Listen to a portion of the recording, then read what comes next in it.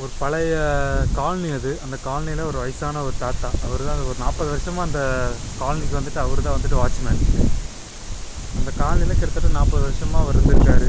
கடைசி தருவாயில் அவர் வந்துட்டு தன்னோட பழைய நினைவுகள்லாம் மைண்டில் போட்டு மெமரி பண்ணிவிட்டு அதெல்லாம் சந்தோஷப்பட்டிருக்காரு. ஆனால் அவர் சாக போகிற தருவாயில் இருக்கார். ஆனால் அவர் நினச்சி பயமும் படல, வருத்தமும் படல.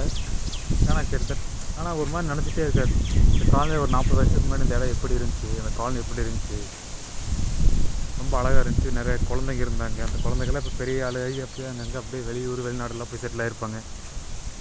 அந்த குழந்தைங்களாம் திரும்ப இந்த காலனிக்கு வந்தால் எப்படி இருக்கும், அது நடக்குமா நடக்காதா அப்படின்னு திரும்ப மறுபடியும் அந்த ஒரு லைஃப்பை ரீக்ரியேட் பண்ண எப்படி இருக்கும்னு சொல்லிட்டு அந்த மாதிரி ஒரு மைண்டில் போட்டு அப்படியே ப்ராசஸ் பண்ணிகிட்டே இருக்கார். ஆனால் அது நடக்குமா நடக்காதான்னு அவருக்கு தெரியாது. சடனாக ஏதோ ஒரு மேஜிக் ஒன்று நடந்து இந்த மாதிரி ஒரு விஷயம் நடந்தால் எப்படி இருக்குன்னு சொல்லி இமேஜின் பண்ணிகிட்டு இருக்காரு.